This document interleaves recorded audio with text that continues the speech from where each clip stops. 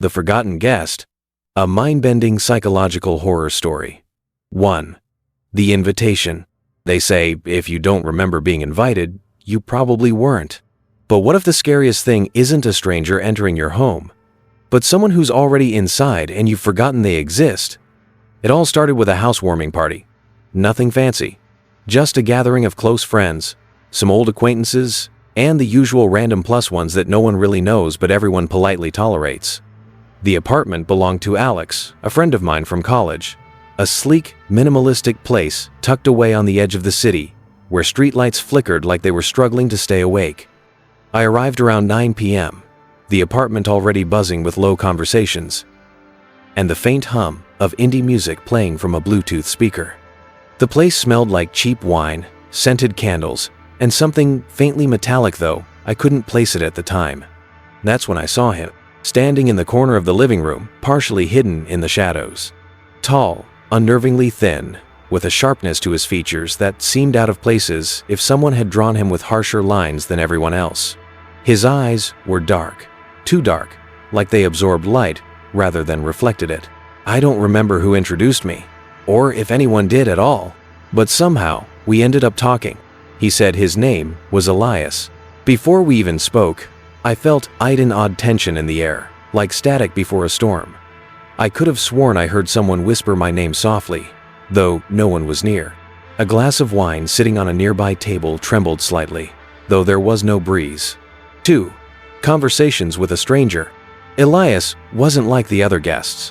While everyone else floated from group to group, laughing over shared memories, Elias remained anchored in that same dim corner, his gaze never drifting far from me. Our conversation was strange and odd because of what he said, but how he said it. Every word felt deliberate, carefully chosen, as if he was constructing something invisible between us. "Do you ever feel like you're forgetting something important?" he asked, his voice soft yet unnervingly clear over the background noise. I chuckled nervously. All the time. But Elias didn't smile. His eyes locked onto mine, unblinking. "Not something." He leaned in slightly. "Someone." I remember feeling a sudden chill, like the air between us had dropped several degrees. My skin prickled, and for a fleeting moment, I had the strange sensation that someone was standing right behind me. Before I could respond, Alex appeared beside me, handing me a drink. I turned for just a second, and when I looked back, Elias was gone. No goodbye, no sound of footsteps, just gone. I asked Alex about him. "Who?" Alex frowned. "Elias, the guy I was just talking to." Alex shook his head slowly. "I don't think anyone named Elias is here." I scanned the room. No sign of him. It was like he had never been there at all. But I remember him, vividly. 3. The Unraveling. The next morning, I woke up with a headache that felt like it was trying to escape my skull. My phone buzzed with messages from friends about the party pictures, jokes, blurry selfies. But in every photo, something was wrong. In the background of almost every image, there was a dark, blurred shape. Not quite in focus, but distinctly human-shaped. I zoomed in on one photo where I was laughing with Alex. Behind us, in the dim corner where I had met Elias, there was that shape. But it wasn't just blurry. It looked like the camera couldn't process him properly, like reality itself was glitching around his presence. I felt cold. My skin crawled with the unmistakable sense of being watched. But it wasn't just a feeling. I started noticing little things. My keys weren't where I left them. My reflection in the mirror seemed delayed, like it was thinking about what to do next. And at night, just as I was drifting off to sleep, I would hear a voice, soft and close. "You forgot me." 4. The Rules of Forgetting. I became obsessed. I needed to know who Elias was, what he was. I went back to Alex's apartment, demanding answers. But Alex didn't remember me ever talking to anyone named Elias. None of the guests did. And then I found it. An old photograph, tucked behind Alex's fridge. A group picture from the party. Everyone smiling, drinks in hand. And there he was, Elias, standing in the corner, but his face was scratched out. Not blurred, not faded, deliberately scratched out.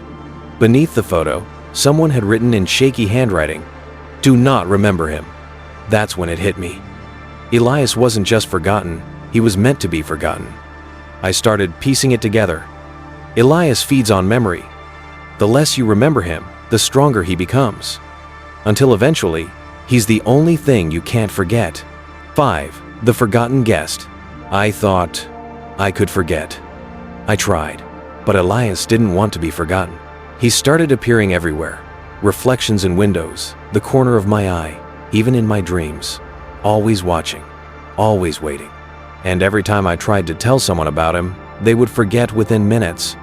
Like his existence was contagious amnesia. But here's the worst part.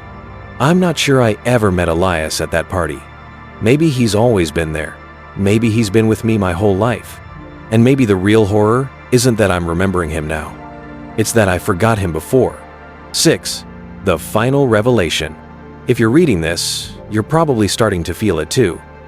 That nagging sensation in the back of your mind. Like you left something unfinished. Or someone. You might glance over your shoulder just to be sure you're alone.